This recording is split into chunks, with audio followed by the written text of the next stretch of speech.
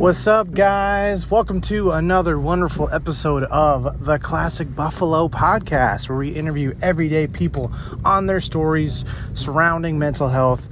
What have they experienced? What have they gone through? What are they passionate about? And everything from soup to nuts. Talk about ducks, maybe. You know, we talk about everything here on this podcast. Today, however, we're going to be talking with a guy named Karte. That's his rap name. Real name, Khalid. We talk about his journey, and man, this guy's story is deep in the way that he handles stuff. And man, I was just vibing so hard with this guy. Hopefully you can, catch that. But, we're just going back and forth, and we share a lot of same sentiments on, how to grow and just be successful in life. And this dude, I'm super honored to have him on my podcast. I pretty much listen to his music every single day at work. So I was a huge fan going into it and an even bigger fan after it. So let's listen to Khalid's story today on episode 47. Here we go.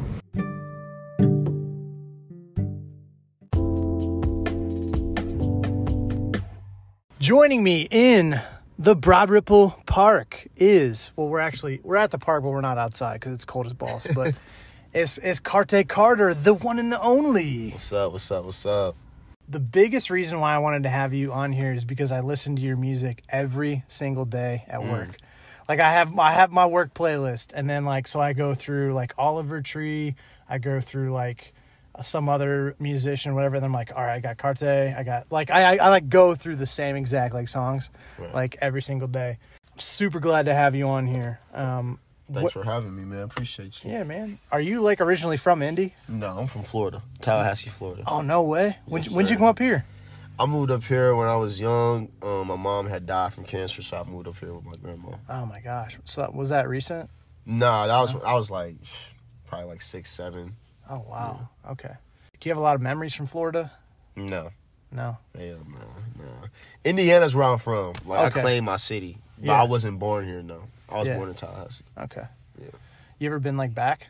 Yeah, I haven't been back in a while, but growing up, I used to go back all the time, type of stuff. Yeah. Yeah. Yeah, I'm from Florida too. So which part? Jensen Beach, so southeast near West Palm. Okay, cool. Yeah, it's always cool to meet people from Florida. Floridians, man. Yeah. Everyone's from the West Coast that I've met, from Tampa, from Fort Lauderdale, Yeah, a lot of people are from the West Coast moving to Florida. Yeah. Because they want something new. So you're an Indy kid. Can you talk about what's the culture like, or what was growing up like in Indy? Growing up in Indy is definitely slower pace, less accessible to certain things. I don't even want to say dreams, but it's just more of you're less accessible to a certain market. Yeah. No, I've heard that. I've heard that. You know what I'm saying? Yeah. If for example, if you live in LA, then yeah, everything's accessible to you because those type of markets are there: sports, right, media, music, entertainment. But the market, it's Indiana. We don't have stuff here. So do you want to go somewhere? For when it comes to my music, I want to rep Indiana in my music. Yeah. You know what I'm saying? Mm-hmm. But if I want to live somewhere, of course I want to live somewhere else. Nobody wants to live in Indianapolis for the rest of their lives. Right. But I still, with my music and my career and my artistry, it is an Indiana sound. I'm claiming that, Right. How would you describe your music?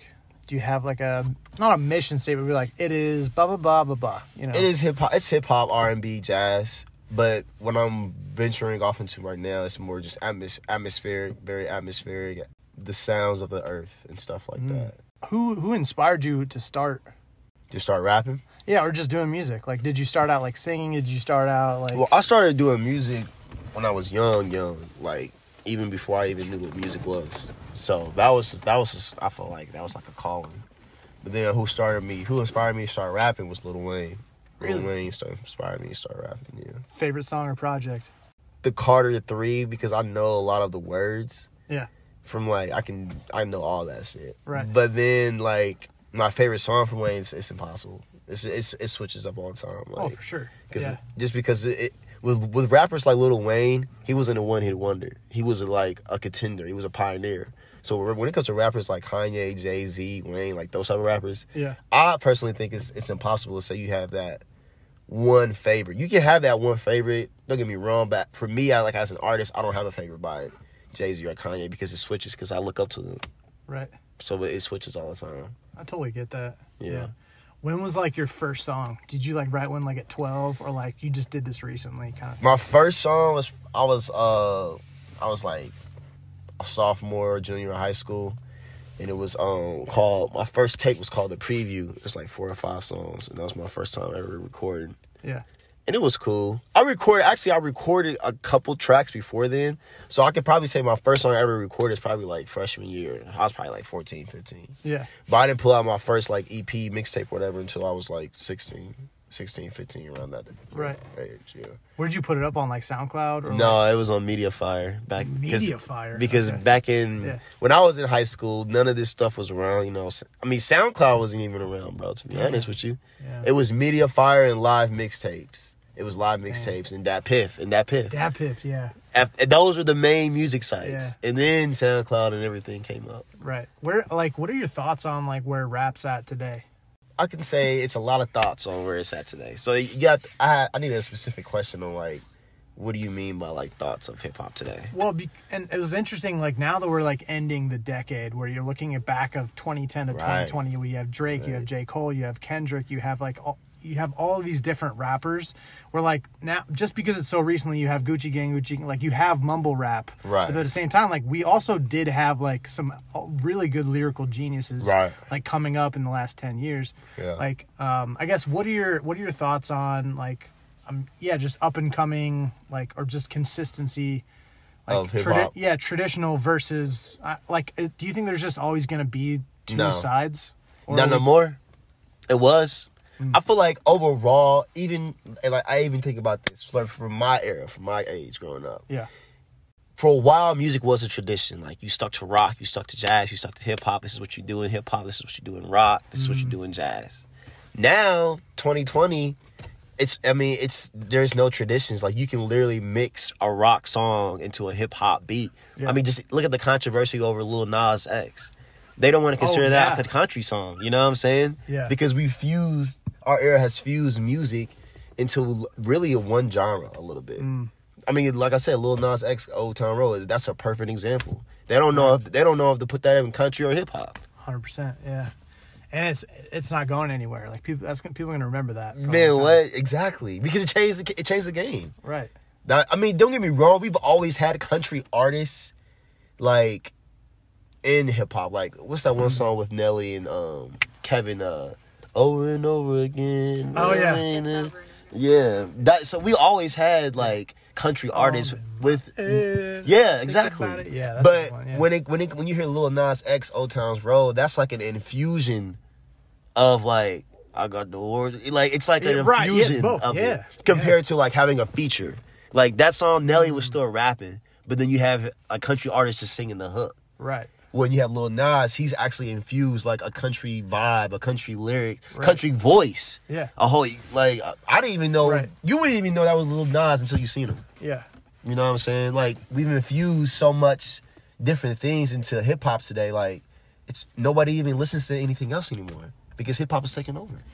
Just as artists is building their brand, and so it's not only are you not one genre anymore, but like you're going to have your own business. You're going to have a merch company. You're going to have a YouTube channel. You're going to have you're going to do real estate. I don't know. You're going to start seeing, I feel like, branching out into different types of medias that you put stuff out at. Like, I'm sure there's going to be rappers that are just going to get famous on TikTok because that's blowing up. Exactly. You know, or like, I think Young Gravy is a good example of that. Like him having a lot of his songs like in TikToks and now he's all blown up.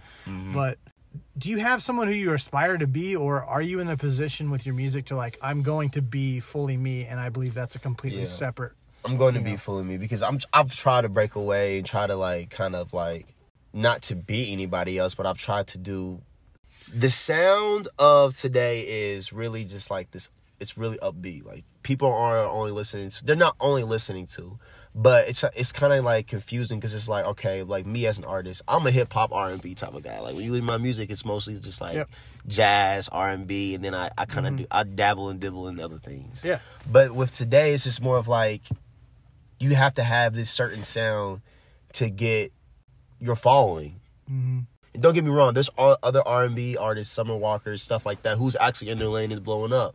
But overall, for a hip hop, for a rap artist, not a singer, not Yeah. a female singer for a hip hop rap artist. You have to have like this certain sound, and you got to do certain things to achieve of who you want to be in as an artist. Mm-hmm. Travis Scott's one of my favorite artists. Mm-hmm. But look at his sound. Like, we don't know what to... Like I said, for me, you know, when we listen to Jazz Kitchen, that's straight jazz music. Yeah, yeah. But when I listen to Travis Scott, I don't know... Yeah, you don't know what you're going to get. Exactly. Right. Exactly. But it's good. But it's good, exactly. Yeah, right. Exactly my point, yeah. I feel like he's very under... Like, I don't know how to explain Travis Scott because he's becoming so culturally relevant. If he wears a pair of shoes, they will instantly drop a specific, like, collab with him. And then they'll retail for, like, $150, $200, resell within the next 3 days for, like, over $1,000. Right. Because because of the power that he has, that... Drake, like, that's where I'm confused. Like, he's not bigger than Drake necessarily, or is he? Do you see what I'm trying to, like, get at? Like, how do you explain his place in it? Because you don't know where to place some type of stuff. Yeah. Yeah, I definitely get what you're saying about that. Hip-hop from 1990 to hip-hop of 2020, everything, even the perception of hip-hop has changed. Mm-hmm. Like, when I was younger, I wanted to just rap. But now... If I'm 14 years old in high school and I want to be a hip hop artist, it's not even about the music. Right. It's about the following. It's about the perception. It's about the market. Like, I can make a trash song. I can make a trash ass song. Yeah. But it's not even really about the song. It's about how that song blew up. Mm-hmm. Like, I'm not knocking any other artists. Like you said, the mumble rap. There's a lot of mumble rap songs that's blowing up, but them artists don't even really care about the song. Yeah. It was just something that they just did. So hip hop, the state of hip hop, it's still the state of hip hop. Like, when it comes to lyricism and tradition, it's still there, but it's slightly just disappearing. Just because it's not about the music no more. It's not about the lyrics. It's not even really about the beats. It's just about hip hop's now becoming like, look at me on Instagram with my song and look at my views. That's where hip hop is going right now. Yeah, and ultimately, if you keep doing that, you're just compromising who you want to be, and eventually the product will suffer because you're just not you. Exactly. Like, right. Like, I was talking to another creator who, like, they're very successful, but they wanted to post motivational, like, quotes on Instagram and stopped because they did what they wanted to do, but it didn't get enough likes as if their first bikini pic that they posted. They got, like, thousands and thousands of, like, views and likes. But they wanted to, I want to post this one thing, and it just drops. It just drops. And they're like, that's what I want to post now. Like, right. And you're kind of forced and pigeonholed into, like, oh, well, I'm addicted to serotonin, I guess. Like, you know? Mm-hmm. You got to be this one person or this one thing forever. Yeah, for example, like, if you wanted to do, like, a whole country album, like, just the next EP, you might be like, I kind of want to try that, but, like, I don't know. Exactly. You're going to lose money. You're going to lose followers. You're going to lose... It's just gonna keep tumbling down. Yeah. And that's not fair to an artist, because as an artist, like, you can't just tell a painter just to paint the same cross for the next 20 years. Like, he's an artist. Like, he wants to expand his artistry. Same thing with musicians. Then it's not fair because we have social media now that kind of just, like, puts us on this pedestal, or kind of just gives this judgment day of your music. It's not fair at all. Like, even like with Travis Scott, they just dropped the Jack Boys mixtape. I mean, the album, the EP they just dropped. As soon as it drops, you get on Twitter, trash, trash, trash, trash, trash. I'm just like, this, and they do it with every artist. They do it with every artist, because it's not, like I said, it's not even about the music no more. It's all about just the perception and the imagery of it. Or I guess you really can say, like, the following. Yeah. Were you ever, like, nervous or, like, afraid to either start music or, like, to actually publish it? No. I wasn't. I don't know why. I was just like, look, I'm going to put this out here. Yeah. Like, today's world, I would be nervous as fuck. Yeah. Uh-huh. Just right. No, just like, seriously. If I'm about to be a new artist, I'm about to drop something. Yeah. Then I have to go through the whole rollout of the marketing. I got to post on Instagram, Twitter, YouTube. And this is my first project. Uh-huh. What? And if people don't like it, it's raps. You're counted out. Yeah. You're going to lose followers. People are going to remember, oh, yeah, that shit was trash. You know what I'm saying? Mm-hmm. Compared to an artist like me, I've been making music, so I still get respect for my music. Oh, yeah, that's Karte. Like, okay, we've been following him. He's been doing this before the new perception of music has came in. You know what I'm saying? Like you said, compared to a new one. If you about to drop music today, it's not fair. But then at the same time, it's kind of like Wheel of Fortune. Like, you can be terrible. You can be a whole new artist. Like Lil Nas, man. And Lil Nas is good. I like his EP's music. I'm not dissing him, whatever. But he said with the Old Town Road, he was just on YouTube, looked up some beats, recorded it, and then blew up. Yeah, you just don't know. So you just don't know. It's like Wheel of Fortune. You spin the wheel, you don't know what you're going to get, you know?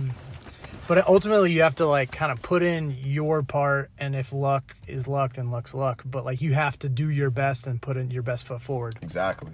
When I was growing up, people didn't even know about what the word marketing meant for your music. You know what I'm saying? Branding meant. Because back in the 2000 era, all you seen was just a rapper. They didn't know, that rapper didn't know about his business like that. Today, I mean, I can go on Instagram right now and go to the Explore page, and there's videos explaining, hey, about royalties, or explaining about being independent. Casting away from the music and going into a business. Like, people don't even want to be a rapper because they like to rap or they can do rhymes in the lyrics. They want to rap because it's about money now. It's a big business. Yeah. If I become a rapper, I can get a shoe deal. If I become a rapper, I can get certain things out of this. It's not about the passion no more. Because if you look back in the 90s, hip-hop was based on passion and really just the economic state of, like, the African American culture. If we really want to do history on hip hop, like, that's where it was really coming from. Depression and just really just not having that, I guess you could say, financial stability. Yeah. New York, I mean, hip hop came from New York, from the Bronx, Brooklyn, all that stuff, and those people were poor, being on drums and making rhymes and stuff. Compared to today, where it's just like, okay, I go on YouTube, I just type in a beat, and I'm going to just say whatever and not really care because I want money. Compared to somebody who back in the day who was struggling and was really, like, putting their pain in that. You know what I'm saying? Just general advice, if I'm you 2-3 years behind you kind of thing.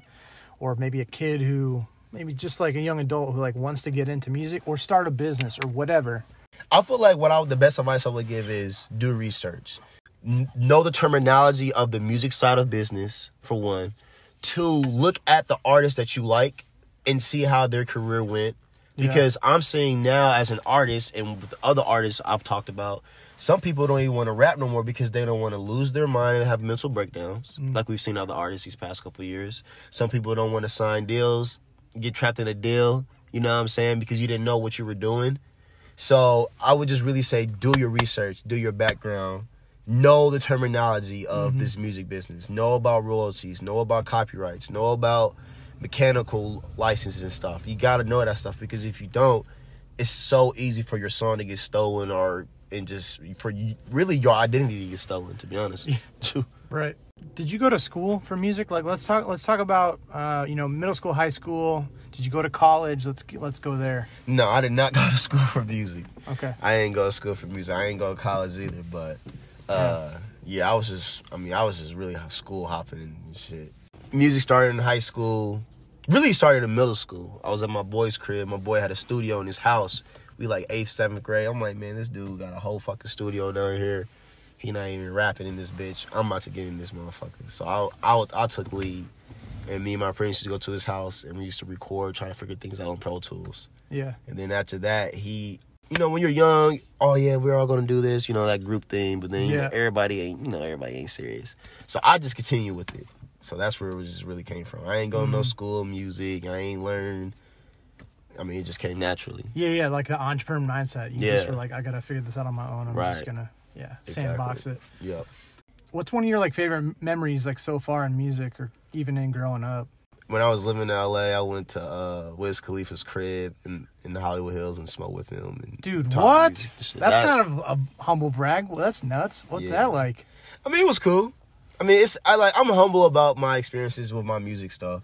I started smoking weed because of you, dude. You know what I'm saying? Right. Yeah. And then for me to actually be in here and not have this limit time, no security, you know what I'm saying? Like, it's really just me, him, and the gang. How did you meet him? I had my people that connected me with him. My manager at that time and shit had connected me with him. Damn. So she was like, yeah, we're going to go to Wiz Khalifa's house tonight. And, just be cool, this and that. And it was cool, man. Were you, like, starstruck? I mean, that's a celebrity speaking. I mean, like... How did you handle that interaction? I wasn't starstruck, but I was, like, nervous. Yeah. Just because it's, like, Wiz Khalifa is such a big impact in hip hop. Yeah. Man. Oh yeah. Like this dude's like, you know what I'm saying? Like I'm not saying he's like the Jay-Z, but he's like one of the Jay-Z's of my era. Mm-hmm. Like you get what I'm trying to say? One of the biggest artists ever. Like so for me to be in this room, we smoking weed and we just talking music, and I'm hearing unheard music and shit. It's just like, damn, like I mean, it's like playing catch with Peyton Manning, right? Like if you're like, you got me into football, and I'm playing catch with you right now. Exactly. Like there's not even no words. I mean, just thankful and humble. Yeah, that's just the best way I could put it, man. What do you remember your like first show? My first show? Yeah, I do. I was in high school. My boys' NASA team, and they had rented out the old National Center, so they was like, "Hey, we want you to perform." So we had, we went up there and performed. We was in high school, and it was cool. It was fat. What other experiences like in music? I recorded at studios where some of your favorite artists would be at. That's cool. You know what I'm saying? Yeah. Is Atlanta like a place like people go to record music? I've been heard Atlanta? Like, not like small, under 1,000 followers, but not millions. You know, like they're like, yeah, just moved to Atlanta to record. Atlanta is definitely a hip hop. It's definitely a hip hop state, hip hop place. That's a home. You know what I'm saying? Hip hop too, but it's more of like your sound. Like, what is your sound? That's the first thing you gotta figure out. It's like, all right, am I a mumble rapper, or do I like to have fun and shit? You know what I'm saying?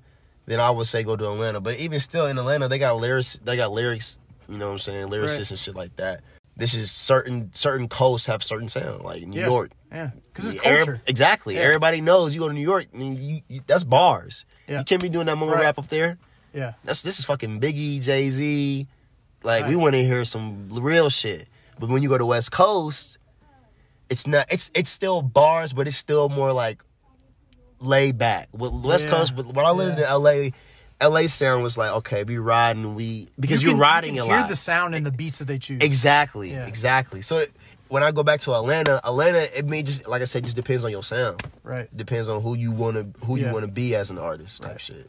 Well, let's talk about your most like recent project, like that you released like what, 2 months ago, 1 month ago, something like that. Nope. That's how I got introduced, like via a friend, and then like that's all I've been listening to. But like, how there's a song like called like Gracious. Yeah. Like I feel like the people I've talked to, that's one of their favorite songs as well, one of mine as well. Right. Like, can you talk anything about like either Gracious or just other songs on that EP that like meant a lot, or you're like, yeah, that's one of my favorite songs I worked on? Well, Gracious was that was one of my fun songs. I was just like basically saying like, you know, like I've been humble for so long, so now it's time for me to come out. You know what I'm saying? Really be that monster, that lion, that, you know, just taking over type shit, type of vibe. That's why it's really a statement song. Like, yeah, I make hip hop music and music for girls and shit, but don't fuck with me type shit. Yeah. You know what I'm saying? And like in today's world, man, you have to represent yourself in your artistry and show the world and to the public like that you stand up for yourself, because we've seen artists just get picked on and, you know, suicide or some shit goes like down like that. And for me and my personality, like, that's just not how I am. Like, right. I'll make soft music, but it doesn't mean that I'm soft. True. Yeah. Period. So that's where Gracious is coming from. Then my boy Baby Ebony on there. Shout out to him. He's cold. Definitely Nipsey Hussle was one of my favorites because I lived in LA for one. For two, I was there when I was living in LA. I was actually seeing like the build up of Nipsey Hussle type shit. Because I moved there. I was going back and forth in there 2014. Then I moved there 2015. And during that time, that's when the marathon had came out. Okay, and I had stayed downtown LA, and Crenshaw was probably like 20 minutes away. So I used to pass Crenshaw all the time. And I used to see a store. And at that time, 2015, 2016, Nipsey Hussle was big. He's big in LA. He's a big legend. And I was listening to him. Like, I was listening to Crenshaw and shit. But at that time, I wasn't, like, as into him like I was, like, Wiz Khalifa and certain artists. Just because I was still... First of all, I just moved to LA, so I was still learning about LA. Yeah. When he died, I mean, it just fucking... I mean, honestly, bro, I cried, man. Because I was just like, whoa, this shit's fucking crazy. Like, I remember, like, before he even became... Big Nipsey, like, I used to drive past his store and, like, see some of the homies and shit outside and shit like that. I knew what Nipsey meant for the LA culture because I lived in LA. For sure. So when he died, I felt like I just wanted to make a tribute and put them skits on there just because it's like, I mean, yeah, I'm not from LA, but I actually know what it feels like to lose him because I actually lived there. Like, I was embracing Nipsey. I was bumping his music and shit. So when he died, yeah, that was a big, like, heavy hitter for me as an artist. You have, like, Lil Peep. You have, like, Mac Miller. You have, like, Juice WRLD, who, like... XXX. Yeah, exactly. Juice WRLD, yep. So you have people who are... I was going to ask, like, difference, like, as in, like, some people who were, like, drug-related, whereas others were, like, murdered. Right. Like, those both suck, but then there's also, like, I think, especially with Nipsey, like, his intentions and, like doing things for the hood or, like, trying to get out or whatever. Right. Like, he wasn't, like, a gangbanger necessarily. Like... He was gangbanging, but then he left for a better life. Right. And that's what gets Yeah. really people in my culture all the time. Because it's like, you do these certain things for so long, and then the people that you was with, they feel like, okay, either he's better than me, that's why he doesn't want to be with us no more. It's just jealousy, bro. Right. So when it comes to, like, people like Nipsey, that was just environment shit. That's why he died. Yeah. It wasn't from his own environment, from the place he was from. It wasn't no drugs, nothing like that. Yeah. I think it's like 1,000 or 1,500 rappers that have been killed, murdered, since hip-hop has been created, man. From the late 90s and 80s till now. It's over, like, I think it was like 2,000 or... It was something in that range. Yeah. But it was from murders. From murder. Yeah. Not drugs and shit, murder. So that means 2,000 rappers has been getting killed, man. Right. That's fucking crazy, dude. Nuts, dude. Yeah. When you ask that question, like, if he was an up-and-coming artist, like, when I was up-and-coming, bro, it was... All these artists weren't dying from drugs, bro. Yeah, for sure. Weren't dying from drugs, getting murdered and shit. You know what I'm saying? Like, real shit. Like, when I was coming up, it was D4L and, you know, them Franchise Boys. It was, like, more dancey music and shit like that. You know what I'm saying? Lean with it, rock with it. Like, that type of shit. Yeah. And rappers was doing their thing. But I guess... social media and technology has revealed and exposed the media, the entertainment, but also the reality of an artist now. Because like, I think about like when I was young, we knew about actors and actresses and artists and shit. Yeah. But we didn't know about their lives. True. Yeah. So now today's world, we know about these people's lives. Oh yeah. And it's doing a number on them, man.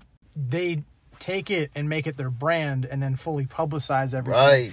If you get really famous, you get a lot of money.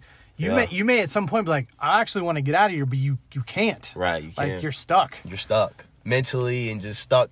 Dude, I feel bad at the same time, like, for if Tekashi 6ix9ine, oh my God, if he gets out of jail alive, first of all, if he gets out, like, and he have a change of heart, like, he can't exactly go into he's fucked regardless. Yeah. From his image, from everything, bro. Even his mental is gonna be fucked. Because you're gonna have to. First of all, you have to look over your shoulder for the rest of your life, dude. From gangs, from even random people that just want to kill him. People just want to kill him just because it's killing him. Yeah, because they think it's funny. I think 50 Cent had like millions of dollars in like just security, like 50 Cent. But with certain people like that, man, they bring it on themselves too, though. Like with 6ix9ine, he brought that shit upon himself. Like, I don't give a fuck. At the end of the day, you can be white, black, Mexican, whatever. But you ain't got to be from the streets to know about the streets. You ain't from the streets, but you know about it. Yeah, it's true. So all that shit he was doing, come on, bro. You ain't got to be in a gang to know not to do this. Right. You got to take responsibility for that, bro. So I feel bad for him, but then in a way I don't. Because like I said, you ain't got to be from the streets to know about it. Yeah. And that's just real. And you always have a choice to... Exactly. Do you want to fully embrace, even if it's a 10% choice, you still have that percentage choice to not let your upbringing be the complete, like, exactly, all out tell all. Exactly. Whatever. I told myself, I was like, I'm not going to name my artist name my name because I didn't want to get lost and confused later on. That's what I'm beginning to see with, like, that's what I really saw with Kanye, and even Lil Wayne a little bit. Seeing even Kanye, okay, he named himself Kanye, his artistry named Kanye. Then years down the road, he got lost. He was like, which one is Kanye? Oh yeah, is it Kanye the Chicago, the kid that grew up with his mom and shit, or is the Kanye West that's in the spotlight? You know what I'm saying? Like me, I can separate Karte from Khalid. Khalid's family time. Khalid, I see what you're saying, is my girlfriend. It was what my girlfriend and called me. Yeah. But when you name your name and your artistry name, your real name, then you got the whole world just calling you that name for the rest of your life, and you don't know how to separate it. people call me vintage indie all the time. And I'm like, it's Ryan. It's Ryan. It's Ryan. It's Ryan. But just imagine if you're on the scale of Kanye, man. You know what I'm saying? You're just like, indie, what's up, dude? Exactly. You're just like, who really is Kanye now? Yeah, exactly. God. Especially with, maybe that's just why he's going crazy. I don't know. I just told you, man, as an artist, man, like, as an artist, as a musician, it's scientific facts. Like, you can go back and look at Mozart. It's something connected with music and the mental to where it's like, if you repeatedly you repeatedly keep doing it, it can do something to you. It can put a number on you, man. Yeah. And it happened with Mozart. I watched that shit on, like, National Geographic or some shit like that. It was a documentary about Mozart, but he went crazy. Right. I'm just like, man, you gotta be careful, man. You gotta be fucking careful. That's all I can say, dude. When shit hits the fan for you, what's like your go-to thing that you do for other people? And what do other people do for you? You're like, yeah, thanks. That really helps. Like, quality time, buy me dinner. You know, hey, Khalid, you got this. You got, like, kind of words of affirmation. Like, when you're in that situation, what works best, do you think? Right now, I just, when shit hit fans for me, I don't go to music anymore. Because for a while, like, when you're young and you want to be a musician, you love music. And even just overall human beings in general, when you get mad or sad, you know, you turn on a sad song, or you turn on a song to make you feel better. Well, for me as an artist, that was always my go-to. And then over time, I kind of just, like, used that for everything, so it blocked me out. Yeah. Hurt relationships with my mom, friends, girlfriends, because when I get mad or I get sad, I would just, like, cut everybody off and just be alone and listen to music. And I'll try to write a song. And after a while, it started getting to me because I'm just like, damn, like, I can't cope well without music. And that's not good because I don't need to rely on that. You know what I'm saying? Like, I still need to be a human being and talk to my friends and talk. Right. Not always going to a beat because I don't know how to perceive or accept my emotions at that certain point in time. You know what I'm saying? It's such a new thing sociologically, music, because maybe the last 30, 40 years, I mean, let's go like the invention of the record player or the radio. Like before that, you had to go to a live event to listen to music or walk by a place and just listen to music. Right. Now you can put your headphones in 40 hours a week and never talk to a person or just listen to music all of the time. Yeah. And it's like, somebody was telling me, like, I get isolated to unplug and don't even listen to music because the world is music sometimes. Exactly. You know, like that's just such an interesting thing, how you disconnect from music. I thought that was interesting. Yeah. I'm learning it though. Like, I just really honestly just start learning this about myself probably a year or 2 years ago. Because just for so long, I was just like I said, man, somebody pissed me off. I'm like, all right, I'm going. I'm about to go listen to some music. Right. Argue with a girl. I don't need you. I got my music. You know? What's like the biggest mistake people make when they're going through something? The biggest mistake is impulse decisions. Like, you're mad, so you grab a glass and you throw it at the wall, or you throw it at the girl, or some shit like that. Yeah. You know what I'm saying? You gotta, when you get mad, and I'm just using the word mad because I feel like a lot of bad choices come off of when you're mad. You know, you get mad, you might kill somebody. Right, yeah. So, so I feel like with using mad, I just feel like you just got to really think things out before you do it. I know that she hit you in your face, or I know that he stepped on your shoe or whatever, but just really just think before you just act on it. Right. Think before you act. Did you used to be that way? Yeah, I used to be that way because I have ADHD. So, yeah, I always used to be in trouble. Yeah. Always talking back and fighting and shit like that. So I had to learn over time just to really, like, control that. But a lot of people, you won't know how to control something until you're isolated, to be honest. Once you move out on your own, or even just you're not in your comfort zone no more. Yeah. Your comfort zone can be your mom. It can be the house that you've been living in for 20 years. You break that comfort zone, then you're going to start learning more about yourself. Yeah. Because when I moved to LA, that's when I'm learning. I'm like, oh, shit. Like, I can't go back home. I ain't going to know where to rely on. Like, this is real life. Like, so fuck all that crying and sad shit. I got to get up on my ass and, like, like, do this shit. I'm going to be homeless or some shit. How would you like, network in, like, post-college? What would you recommend to somebody who's like, I'm about to move out in May. Like, how do I make friends? How do I, like, get used to living on my own? Like, what would be tips for that? First thing first is just to get a job, even if it's a small job, because you don't. It depends on the student. What I've learned from college students is two type of people in college. It's that one person in college who's just doing it because his parents told him to, and he's just a follower, or she's just a follower. Then there's the other student who was in college where it's like, okay, I've been through shit in life, so this degree is going to get me something. Yeah. So they're self-aware of what that degree is. Well, like I said, that's the other percent where they're just like, I'm just doing this because my mom told me to. And when you look at those people getting out of college, the people who just did it just because of their parents and was just following, they're more lost easily. They're more easily vulnerable because they're still trying to figure out how to do something without somebody telling them to do it. You know what I'm saying? Your mom told you to go to college. So then you're in college and then your professor is telling you to study this. Yeah. You're just doing something because somebody told you to do it for so fucking long. So then when you get out of college, you're just like, fuck. All I know is what they told me to do. Right. Compared to a kid, somebody else who's had like troubles in life and shit like that early on. So they learn from that mistake, or they learn from that experience, that moment. It takes with them mentally longer when they're out of college. Like, okay, I learned that when I was like fucking young. Like I know one college, I'll never forget, it was one of my friends. This dude didn't know how to fucking iron, bro. Oh, wow. I'm like, what the fuck? You just graduated college, bro? You don't know how to iron? I had a roommate one time that would go home every weekend and bring all of his clothes because his mom did his laundry. See? Man, I mean, but like I said, man, like, college has them 2 students. And a lot of college students is a lot of followers. It's a lot of followers. I knew early on when I was in high school, I'm like, man, I'm not about to go to college. Because I guess you could say this, like, with my mom dying and then my pops not being around in my life, just moving around, that gave me an earlier life experience of life. Yeah. Of learning, like, shit's not going to be fair. You had to grow up pretty fast. Yeah, I had to grow up fast. And I take care of my grandma. My grandma would take care of me. Yeah. So she raised you. Yeah, she raised me, right. She did all she could, but once I start, hit the teen years, you start acting bad and go into the streets and shit. Yeah. I just, like you said, I had a little bit more life experience. So I knew maturely, I'm like, look, college is not for me right now. Yep. Compared to my friends who have both of their parents, you know what I'm saying? They got the little brother, little sister, the perfect little family.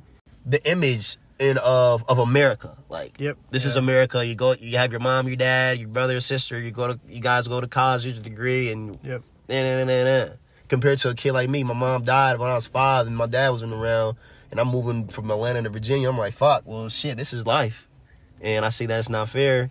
And also too, when it comes to college, we're all learning now that college isn't fair. College is fair. College is good, and I'm not disregarding college, but we also know that it's not fair, and it's a systematic system that is kind of fucked up. Yeah, there was that one, the lady from Full House, she like paid like $100,000 for her daughter to go. Come on, man. Come on, man. Like, man, what I can say this too. All my friends that went to college, ain't none of them working the job that they study for. Yep. Yeah. So and then they telling me, 25, a couple years later, like, damn, Khalid, like, damn, bro, you was kind of right about this, kind of about that. It's not about me being right. It was just more about me, like, bro, look, I get it that, your parents want the best for you, and you don't know really yourself right now, but, you know what I'm saying, college is not the savior of your life, bro. It's not. You got to learn other shit, bro. You can't just think that college is going to teach you how to iron your fucking shirt, bro. You know what I'm saying? Like, and some people think that's supposed to be the best time of my life. Yeah. When you got probably 80 more years. Dude, what? I think the best part of your life is when you're out of college. Like, when you're in college, you're held back to class. Yeah. You're held back to this time frame. Like, you gotta do certain things. But once you're out of college, shit, you're on your own, bro. Like, you can do whatever the fuck you want to do. You can go to Alaska if you want to. Yeah. And not get in trouble because you have these perimeters from your parents or shit like that, I think one of my favorite, like, adult moments was, like, when I woke up, like, on a Saturday and I was like, oh, I need to eat, like, blah, blah, blah. And I was like, damn, but I really want to eat that cake I want to eat that thing in my fridge. I'm like, oh, but I'm not allowed to. I'm like, wait, I'm an adult. I can eat cake for breakfast if I want. Like, or just, I know that's not healthy, like, but it's an example of, like, I can do whatever I want. I Right. can, go to Ruth Chris for all I care. Like, and I don't have the money to afford it, but whatever. Like, I'm an adult. I make decisions. Right. It was like I broke the Matrix. Like, Yeah, you broke the fucking Matrix. Like, yeah, shoot, I have power to Right. make decisions. Just and finding your independence. Yeah. I had to find my independence early just because of, like I said, the certain life experiences I had when I was young. Right. I used to go to a lot of funerals and shit because my grandma. When you live with your grandma, you're gonna go to a lot of funerals because all our friends and shit is dying. Oh yeah. So when I'm going to these funerals, I'm seeing like I'm making independent choices at a young age. Like damn, like okay, I can either go to this funeral and see all this pain and shit. And then I compare it to like some of my friends now. They're my age and still haven't even been to a funeral. Yeah. I've been to like 50. I've been to my own mom's funeral. Yeah. You know what I'm saying? I have a different feeling and different, I guess you could say, image, perception on that. Yeah. Just that thing, though. You know? How is there anything you can pass on to people, like, from going to so many of those? I don't know. It's hard for death. It's hard when it comes to death. Because it depends. But you don't get used to it, I'm sure. Exactly. You know? I mean, actually, you do. I feel like for me, I did. Yeah. I got used to death because, I lost my mom. Yeah. So, it's huge. that's a lot of questions in my brain, a lot of things that I'm thinking about.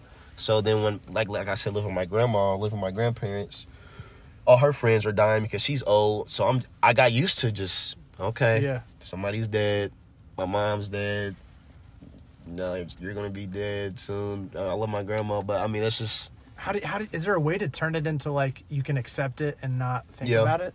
I've accepted it because I turned into the way of like I had to do it early, bro. Right, you had to. I had to. Yeah. Like I had to. So it was just like I don't even know how to really explain it. Like it just clicked to me. I'm just like she's not coming back. Yeah.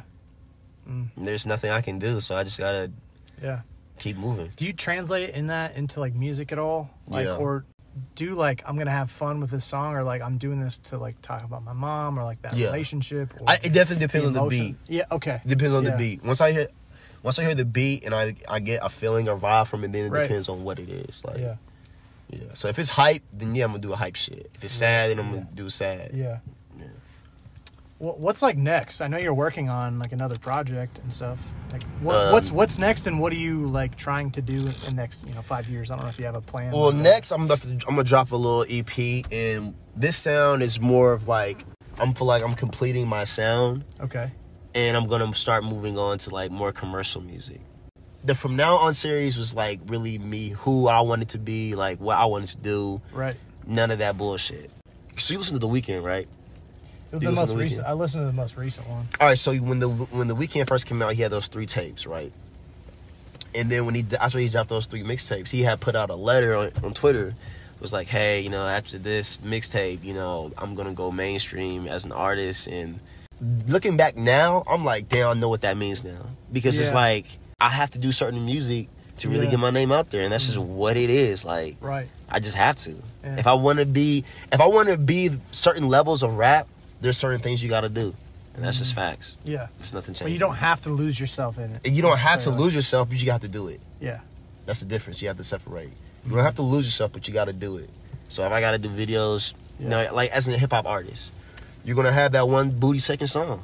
Yeah, right. You just got to, because you have to have it played in parties. Like, right. You don't think Drake thought about that with his music? He's like, look, I know I make sad music and certain music like that, but I need to have that one booty shaking song. Right.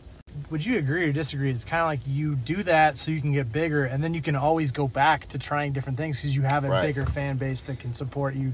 I'm going to try doing this now. I agree. I agree because we seen other artists do it. Yeah. That's just what it is. Like Drake is the perfect example, bro. Drake is the fucking perfect example of how you can stick to something and then switch and then go back to it. Right. Are you doing this like full time, or where are you at with it? I mean, I got a job. I don't give a fuck. I work 9 to 5, but yeah. Other than that, I'm full time. Okay. Yeah. Do you have like a goal of like, I want to, do this full time? I want to tour. I want to, I want to get a couple tours in, do a couple shows, like award shows. Mm-hmm. If I can get a Grammy, then cool. But I don't want to be too big. I want to be big, as in like international touring. I'll do that. I'll go international tour, go to Europe, shit like that. That'd be cool. Yeah. But I don't want to be like Jay-Z, Beyonce level. Okay. But then again, at the same time, it's like with certain music shit, you ain't got control over that, buddy. If your music's that good, I mean, you don't really have control over it, of how big it gets. Right. Because it just spreads like wildfire. Is the suit part of your brand? Yeah. Okay. Definitely. Can you elaborate / talk about that?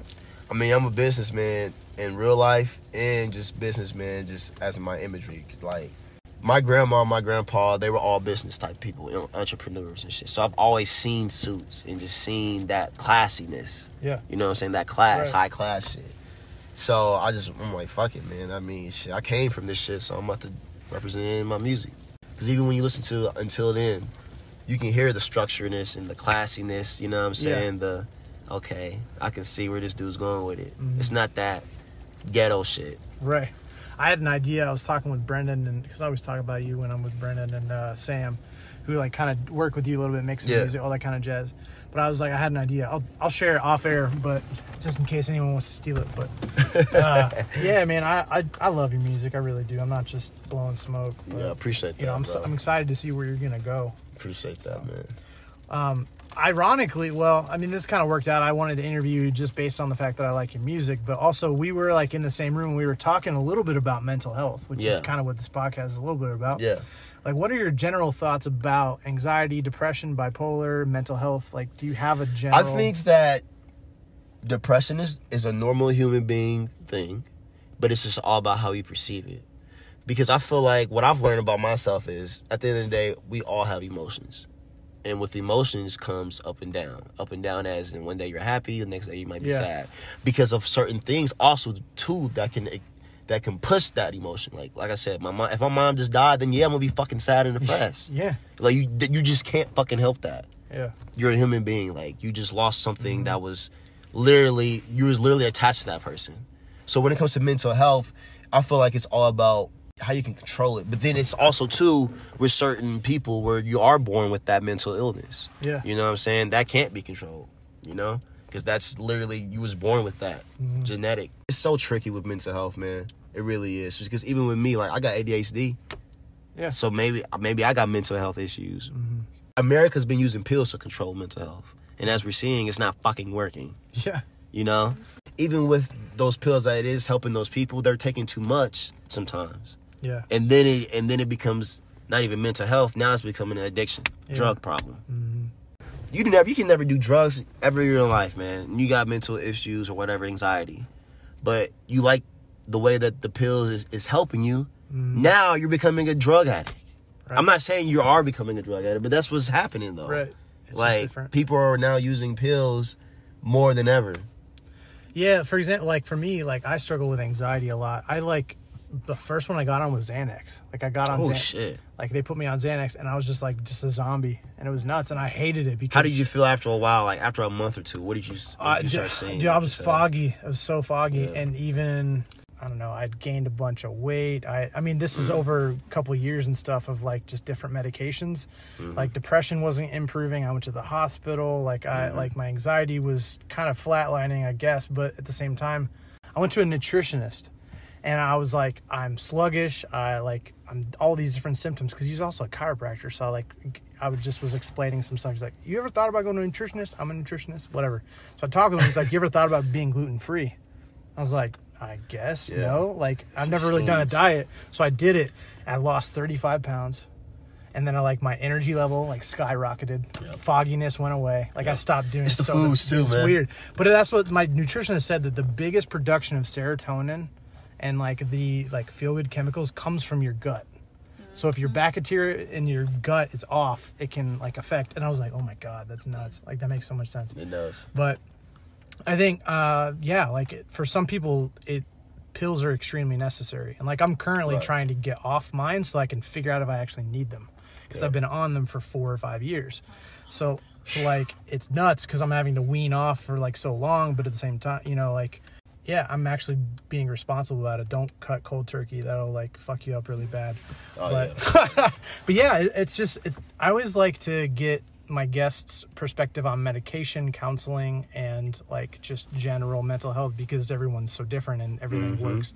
For some people, weed, it helps them with anxiety. And I'm not pro or anti whatever. It's just, I'm it's pro. It's the control of it. Even me, I have ADHD, right? Yeah. So my mom died. So as soon as my mom died, they they put me in therapy because, you know, I was little, so he's probably traumatized and shit. So I used to go to this therapist, and I'm just like, okay, I was listening to him. He was asking me questions. Are you all right? Listen, I'm like, yeah, I'm cool. But with my ADHD, like, so it's attention hyper deficit disorder or whatever it's called. And so I used to take these pills. What are the pills that they give for ADD? Adderall, right? Yeah. So I was taking Adderall young, bro. Wow. Zombie the fuck out. Like, my grandma took me off of Adderall after a while because she would say, like, I wasn't myself. Like, I'm fucking 6, 7, 8, 9 years old, coming home, just drugged, just like that, you know? God. So my grandma didn't like that, so she took me off the pills. So for me, I had to figure out a way how to control. Like, I goes back to, like, my emotions when I was talking about early control, like, when you're mad and shit, think things out. Because from my personal experience, I had to learn that. For a while, when you have ADHD, and I'm beginning to see it, like, I am a little hyper and shit like that. But for a while, I just had to really think things out. Because when you have ADHD, you just go like that. Yeah. But when it came to my emotions, like, when I was on the pills, I was more depressed when I was on the pills than I was off. Like, when I would take that shit, I'd just be like, fuck, I hate my fucking life. Like, I don't want to be here. But then when I wouldn't take the pills, I was more hyper, but then I was more emotional. Yeah. Like, I would cry easier type shit. If you're lonely, that pill's not going to make you get friends or to have other people in your life. Yeah, I agree. Like, it can kind of, like, ultimately, those feelings are, like, what I've heard is, like, kind of, like, no different than that little light going off in your car. Like, you have a flat tire, like, your check engine light. Of, like, there is an actual reason why you're sad. Right. And it might be a valid one or just, like, something you have to work through. Of, like, yeah, well, your love language is physical touch, and you haven't hugged somebody in months. Right. Like, that could be a thing, or, like, could help. Right. Like, it's so complicated, but... I'm really big on mental health. Just because, like I said, from my personal experience with it. Yeah. And then just seeing friends and my family members go through certain things. Right. Like, it's really important. So what do you do for those people? Like, if your best friend texts you, say, talk. I try to talk and ask questions and get deeper to where you have to figure things out. Because it's like, as a human being, and it's just life, period. Yeah. Life is sometimes about growing up, asking these questions about yourself and trying to figure out that answer. Because I can ask, so when I'm 13, you can ask, why are you mad at the world? Compared when you're 25, it's going to be a whole different answer to why you're mad. You know what I'm saying? Because you don't have enough life experience at 13 to know really why you're really, really mad. You're mad because you got an F on your report card and then went to there. But then certain kids, like with me, I was mad and angry because of my mom's death, my father not being around. Yep. I had to figure those things out over time. I just can't say, this is why I'm mad. This is why I'm acting out. You know, it takes a while. And that's, for me, I feel like that's where mental health comes into play, because it's like, mentally, I was stuck for so fucking long. Yeah. You know, things had to happen. Well, things had to happen to me to really mentally get out of that stuck place. Yeah. Well, what's like a solution or idea you have that would improve the average person's mental health? Find something that gives you joy. You ain't gotta be you ain't gotta be a rapper. You ain't gotta be a fucking personal trainer. I mean, you can fucking paint flowers or draw pictures, pick up leaves for all I care. But if that makes you fucking happy and you know it, then do it. But do it on your own alone time too. Don't do it just because your friends are here and you're doing it because you want to show your family, like, hey, look at me. Like, do it because you really, like, this really intrigues you. And a lot, like I said, with college students, I felt like some of my friends, they were a little bit depressed because for so long, they just listened to everybody else. They didn't know what they really liked. Yeah. They didn't know who they really were. So when they're fucking 25 out of college and, like, they're depressed because they're like, damn, like, this is not my passion. I'm like, all right, bro, then what do you want to do? Well, bro, I don't even know. I'm like, well, what do you like to do? You know, you gotta ask these questions and try and dig deep. That's what I do for my friends. Like, I'll be there for you, bro. Like, I'll ask you questions and shit because I was there. You know what I'm saying? We've all been there. We're human. It's a human instinct to have, like, mental health issues or whatever. Yeah. We're human, man. We got a brain. Like, our brain is so complex. We're not going to be fucking perfect. We're not going to be happy all the fucking time. It's just not We're like one possible. Of the few creatures, if not the only one, that, like, actually contemplates, like, why are we here? Man, what? We're a creature. Think about this, man. We're a creature that can take its own life. Like a lizard's not thinking, I'm going to commit suicide today. I think dolphins are whales, but like dolphins... Yeah, just so dolphins do. Dolphins, it's a really smart creature. Yeah, that's what I'm saying, though. That's what I'm saying. We're one of the few, like, sometimes comparing mental health to animal nature. Because scientists do it. Scientists use animal nature and comparing it to humans' instincts all the fucking time. You know what I'm saying? Mm-hmm. And when I look at certain animals, I'm just like, like, some of their instincts is kind of like animalistic, but then some, like you said, dolphins. They're fucking smart. Yeah. Or what are you passionate about, if I was to ask you that question, which I am now. But I'm there for people. I care for people. Mm-hmm. I care for people, and my passion is to help people. But everybody says they're passionate to help people. But my passion is to help people with mental health. That's where my music comes in. Like, I want to make songs. If you're feeling lonely or depressed this day, like, okay, I'm gonna put in this song, like, hey, this is a time when I was depressed and lonely, so I want to put you in my shoes so that you won't feel alone. Another passion of mine is just really making people, like, happy and smile. Just not without the music, being there for them, as in, like, talking to them, talking about their feelings, or taking them somewhere that they like to do. You know what I'm saying? Just being there for that person. Mm-hmm. Companionship, I guess you could say. Yeah. Do you have like a motto or like a quote? Maybe you got it tatted on you? Either you can adjust to life or life will adjust you. That's what I live by. Because that's something I had to learn. So we all got to learn, like, look, you can adjust with life. These are the rules. This is how life goes in America. You know what I'm saying? This is society. And if you don't want to follow that, then life's going to adjust you somehow, some way. That's just how it goes, man. You can't, because I've seen it with people I know, like, can't always get away with things, man. You're not going to always finesse and get out of things. It's just not going to work like that. That's just not how life goes. So you better adjust to it, or life will adjust you. So joining us now is Khalid's current girlfriend, Tara. Hi. How are you doing? Good. What's your favorite part of Khalid? Well, I have a few favorite things, but the first thing that comes to mind is his caring nature. Something that I think differentiates him from other people that I've dated in the past or been with is he always asks how I'm doing, and he actually cares about things that have happened in my day, and he makes an effort to, I don't know, learn about you and learn about what you like to do, and he is a caring person, and I think he really does exemplify that in his life. He makes an effort. How would you describe him to, like, somebody? I've had to do that a lot this past holiday. So I would say that he's very easy to talk to. He's a happy person and creative, but he's also quiet. In large settings, he gets pretty quiet, and he can be shy sometimes, even though he comes across as being pretty boisterous. So overall, he has a good heart, and I think a lot of people could say that about him also. What do you think about, like, his potential? I think he has a lot of potential. I think it's what he wants to make it, but at the same time, there's always a financial part behind it. So I feel like he has so much potential, but I think money always stops people. And I feel like he has the potential, but at the same time, there are circumstances that could stop him from reaching that. But those are decisions that he has to make. And what's the key to a good relationship? Communication. Always communication and mutual respect. Yeah. If you don't respect the other person, I don't think there's any point of being in that relationship.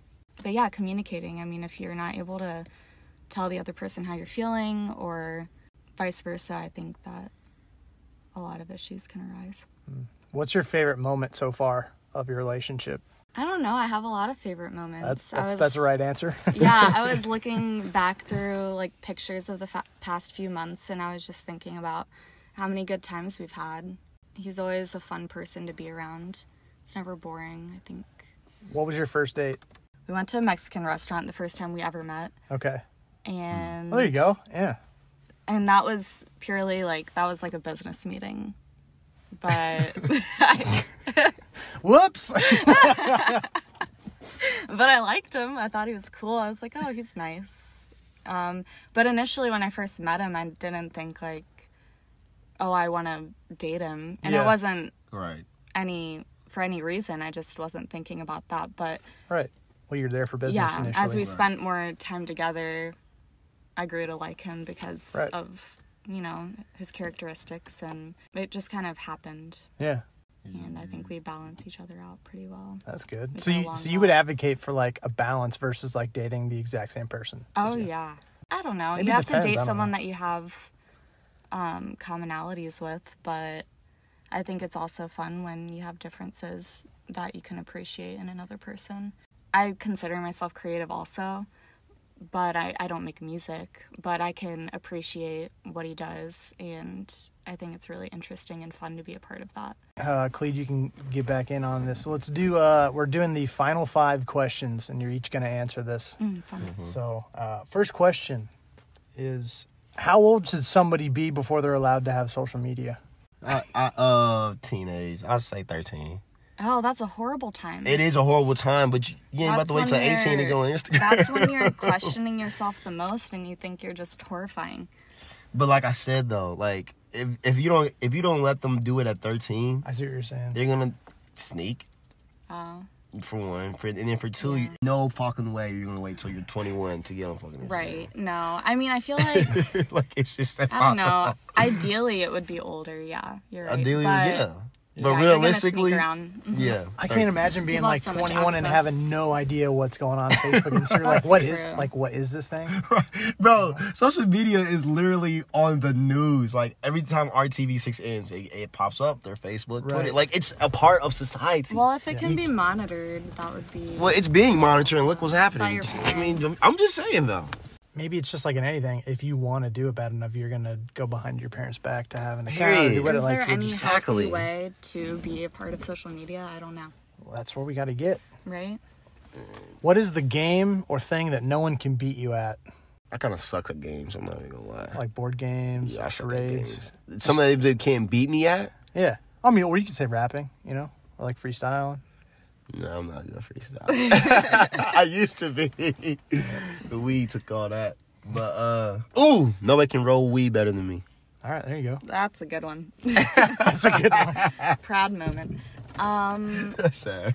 No, it's not. I'm kidding. But Like you're not. tennis. You gotta be. Oh, you're good. Good at tennis. Tennis, there you go. Most of my friends probably couldn't beat me because they don't play That's tennis. the point. Yeah, it's not like you're going to be nationally ranked. at it. Right, It's just right. They don't. people you Yeah. know. So if you know. someone doesn't play tennis, I sure could beat them. You get to do a live show or tour with anybody. Yeah. Travis Scott. Okay, Travis Scott. You can do a show or whatever. Maybe do a book tour. Or, I don't know. No, I don't read that often. I should. Well, like, but I'm saying like maybe you like co-wrote a book. And- All right, here's a better question. You Okay. get to go backstage to any popular artist concert, meet them, maybe go to dinner afterwards, whatever. But Jay-Z. like front Jay-Z. pick, like in the John front. Legend's pretty cool. I like him. That'd be good. John Legend too, but I'm Jay-Z. He has a great voice. 2020 goal. Mango, financial stability. All right. That's I'm good. I'm good financially. We are, you know what I'm saying? But shit, man, ain't none of us. I feel like, look, if you live in America, I mean, you got debt somewhere or some way. You can be rich with debt. You can be poor with debt. I mean, I'm just trying to get this money shit right. Yeah, I definitely need to spend my money more wisely. But it's not even my money because they're loans. I'm living off student loans. It's not even real money, but I'm spending it. So, That's crazy. yeah, that's something that I Isn't it should- sad that you cannot leave the house and not spend money?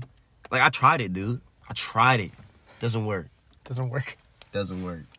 I mean, water, gas. I've literally tried for like a whole day not to spend money. But I also think a goal of mine is to try to find a way to maintain a healthy lifestyle. Yeah, food, Because I feel yeah. like it's, I don't know, I go through waves, and I think a lot of people go through stages where they're like on top of everything, but then Right. you have these like, it's like a roller coaster. You have these moments where you're like, well, off. I definitely want to Off. sustain and maintain with my music too. Like, I just want to Yeah. expand Yeah. more.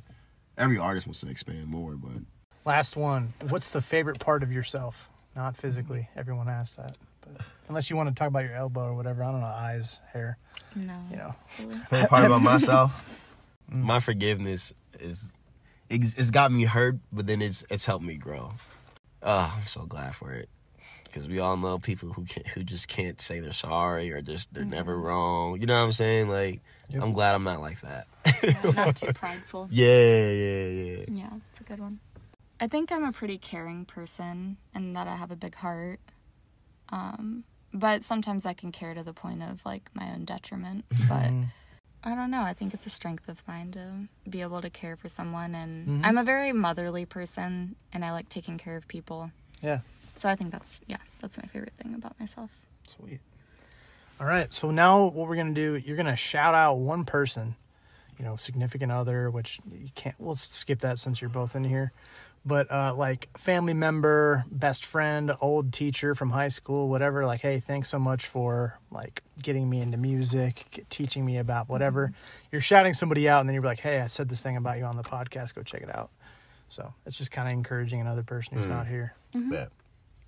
Shout out my boy Armani, man. You my boy, man. You always keep me motivated, keep my head right. You know what I'm saying? You my dog for life, bruh. I'd shout out my sister, Aria. She's always been a really good role model for me and a good supporter. She has my back. Love you. Sweet. Thanks so much. It was a little kind of nice treat for Monday, because Mondays kind of usually suck, but this one didn't. So yeah, this Monday was pretty cool. Yeah, thanks so much for joining me, guys. Let me hang out in your car. Very good, man. Just a little bit. I appreciate the interview, man. Yeah, and then, hey, plug your music. Follow me on all social media, Karte Carter, at How you spell Karte? Karte, Carter, Carter. It's just the full name, no lowercase or other shit. Follow Karte Carter. Download from now on until then. Available everywhere. New music on the way. We're gonna do it. Boom. Thanks so much, guys. Follow me on Instagram. There you go. Bye. Me and Megan.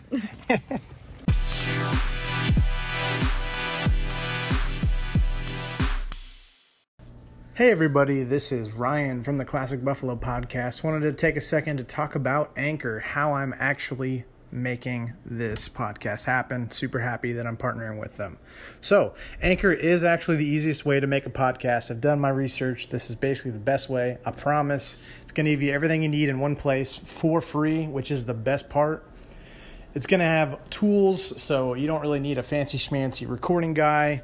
Anchor's going to be helping you out there, and then they're going to distribute the podcast everywhere to Spotify, Apple Podcasts, Google, everything.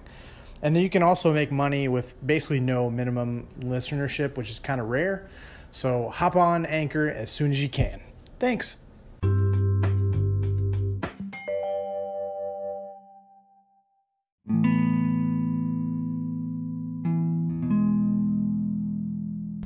So I just got done hanging out with Khalid and his girlfriend.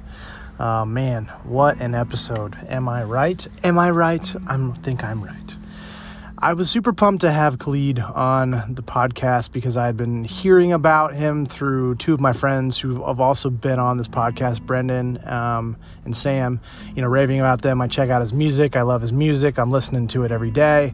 And, I would be hanging out with Sam and Brendan, and it'd be like, he'd be in the room and be like, man, what's that guy think? What's that guy thinking about? And just, I was right. My vibe radar was 100% right that this guy has a story, and this guy, he's definitely one of those people you just want to hear what he thinks about pretty much everything, and that attracts success and attracts other people. And that's why I'm super pumped for this guy. He's only going up, and, he's got new music on the horizon. So obviously that's more music for me to listen to at work. So super pumped for that, man. But just the rawness of so much pain in his life and how he's dealt with it. And, I hope you were able to just glean a few things from today's episode, because I did. And there was so much that he would say. I'd be like, true. Oh my gosh, that's so right. Just about a variety amount of things. And, it's kind of cool to get his girlfriend at the end. Just to kind of get her perspective. It's a newer relationship, but that doesn't mean, you can't get a little bit of free encouragement. And so that's why, I wanted to have her on the podcast. So shout out to you. It sounds like you guys have a really good relationship, and, always wishing the best for you guys. So, just a couple of notes, I totally resonated with that Wiz Khalifa situation. In the sense that I remember a couple months ago, it was longer than that, it was probably last year, when I got to meet my favorite band of all time. And this band was, they got me into Christian hip hop, which I'm not as into as much anymore, but they got me into it, and I followed them when they were individual artists, and then they came together to form one band. And to be doing vintage indie and to be doing my, clothing company, for doing that successfully and getting to meet them and hang out with them, and for just how famous they are in the Christian music, just meeting someone famous, and they literally were just like, yeah, come on the bus, we just want to hang out with you, and oh my gosh, man, just sitting there, and it wasn't awkward, it was fun. I felt like they were my friends. You guys were the ones who got me into hip hop, or got me into the Christian hip hop band, or those moments you'll never forget for the rest of your life. And man, freaking how humble he was about meeting freaking Wiz Khalifa. That's so cool, man. Yeah, those moments, guys, are not as far away as you think. Networking is a skill, but the good and bad news is you can learn a skill. These are things that you are maybe a lot closer than you think. I mean, even if we go to talk about Justin Keys, and talking about him meeting a local Indianapolis rapper, or talking about other people, I'm sure he's met with athletes as well. There are people that can notice your work if you're creating something, not just in music. There are people that will notice you if you network. And that's how I've got almost all the jobs I've had in my entire life. Is not because I applied on LinkedIn, but it was because, my dad knew that one guy, or my friend knows this person, or it's an old family friend that can put in a good word. That stuff goes a long way. And that's kind of a recommendation I would have, is just, if you're unemployed, if you want to make advancements in your life, just go to networking events and come to the table of saying, how can I help you? Not gimme, but, how can you provide value for somebody, or just stay connected, because maybe they need to know somebody, and then maybe they're trying to build something, I'm talking about literally, they want to build a house, or they want to build something for their store, or I don't know, and then a freaking architect, and then boom, you help them out, and then they remember you a couple years later. You never know. I'm always for the advocate of just doing things out of the kindness of your heart, and not expecting, hey, I'm building up owe me tokens, hey, I want to cash in on that. But, that's kind of playing the game a little bit. We alluded to it a little bit of, I wouldn't wish any artist to create content, or any person to create content just so they can become successful, and at the end of the day, they're creating something that they aren't even proud of. I don't want that, right? But there's certain things that you kind of need to do to be a part of the industry, or to, you're going to need to have this. For example, for me, if I was to have a store with vintage clothing, a part of vintage clothing is streetwear, Hype Beast, or Supreme, Bathing Ape, Gucci, something higher end, and then shoes. I'm going to have to at least be aware of that. I don't have to offer those services, but maybe even if I do, I might just have to kind of bite the bullet and I don't have to be as full go of it, but I need to be aware of what's going on, because it's a part of the industry, or just something you kind of just have to do. And that's just life, right? You kind of shovel a little shit to get to the cow. That's probably a very not accurate metaphor, but you get what I'm saying. There's certain things in life that you kind of just have to do, but you also don't have to compromise who you are to get, to where you want to be. So, yeah, Khalid, man, you're a solid guy, and I wish only success for you, man. You're a hard worker. People love you, and a lot of people and the city are behind you, man. Just keep working and keep grinding. And if you're out there, please take his things to advice. Start to not give a shit. You have to get there. But know that you're not alone, because when you're in the social media territory, which we are in 2020, you feel like you have a million eyes, but you either have to push past that, or just don't do that thing that you want to do. And I just want to clarify, a lot of times, the goal isn't to create a business, in life, right? If you're not an entrepreneur and you don't want to, you don't have to. The ultimate goal of these things is to get tips and tricks for people, for how they become a better them, or to help you, the listener, become a better you, There's certain exercises, practices, things that they did, these people that I'm interviewing, And that's how they became a better them. And for them, you know, they created a business, or they started to become a musician, or they, you know, dropped out of college to become a photographer. You know, there's all kinds of different things. And I'm trying to get tips for you guys and make you feel a little bit less alone in the process. But this podcast has a lot of benefits to it, I believe. So speaking of which, I have two kind of business updates. One, if you would like to be on the podcast or know somebody who would be kind of good to be on here, share your story, whether through music or seriously, literally anything. If you're a therapist, if you're, you know, Joe Schmo off the street or Josephine Schmo off the street, you don't have to have a business. You don't have to be famous. Just if you're a person. I don't know, maybe I should just get a dog on here for one time. Just no. But yeah, if you have a story, something maybe difficult that you've been through, I don't know, hop on. We'll talk about it for an hour and a half. Or we can just talk about sports or talk about music or movies or whatever you're passionate about. Please just DM me on Instagram at Classic Buffalo, or just kind of send a recommendation my way. Also, if you want to leave a review on whatever you're listening to on this, please do that. It doesn't hurt. Helps the algorithm or whatever, but, you know, I don't really do this for plays, but I figure I might as well just at least mention it. It helps. Just get the podcast out there. Share it on Instagram. Say, hey, shout out, listen to this awesome episode. That always helps, like tagging a friend or just sharing it to your Instagram story or something like that. Facebook, wherever you share stuff. I don't know if MySpace is still a thing, but sure, share it on MySpace. Part 2, super exciting news. I'm going to be having a pop-up in May.